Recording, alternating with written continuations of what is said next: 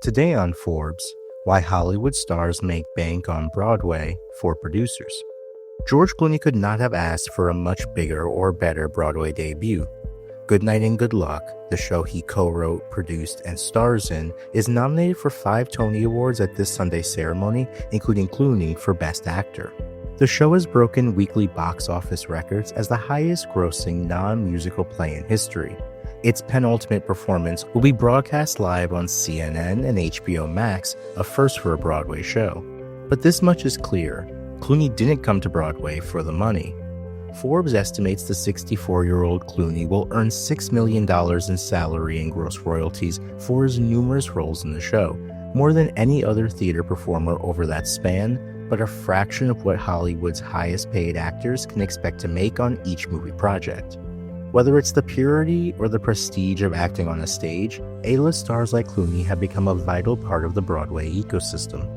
Denzel Washington and Jake Gyllenhaal currently headline Othello, while Kieran Culkin, Bob Odenkirk, and Bill Burr lead Glengarry Glen Ross. And the 2024 theater season included Robert Downey Jr., Rachel McAdams, and Jeremy Strong, all leading non-musical plays that ran 10 to 16 weeks. While Hollywood stars have made appearances on Broadway for decades, in recent years, producers and investors have been increasingly eager to stage these short-run, star-driven productions which considerably lower their financial risk.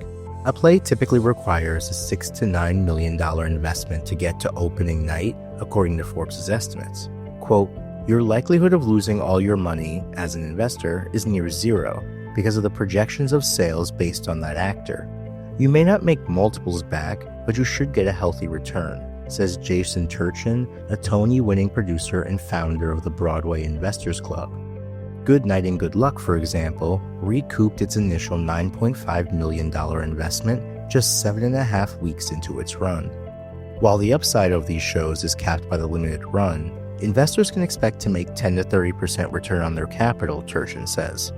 Considering only about a quarter of all Broadway shows fully pay back their investors, or less, it's the kind of safe bet he believes producers will lean into even more in future years.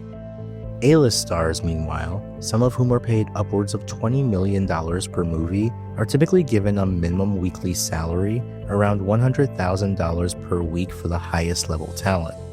Until this year, a star performer could expect to earn between $1 to $3 million.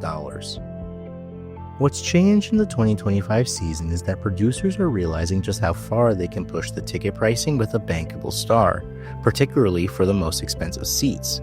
Average ticket prices for Good Night and Good Luck, Othello, and Glengarry Glen Ross hover between $200 and $400. Premium seats have routinely sold in the $700 to $900 range, more than double the cost of top tickets to last year's star-driven plays or long-running hits like Wicked and Hamilton. For deep-pocketed theatergoers, the appeal of seeing a movie star perform live has proven immune to traditional hurdles for other shows, such as negative reviews.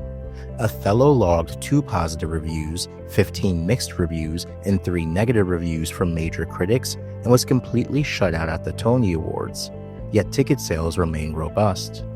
It does seem that theatergoers want to see Hollywood celebrities in the same space at the same time. They crave that experience, says one major Broadway dealmaker. Quote, "And for the star, a standing ovation from 1,000 people every night doesn't hurt the ego."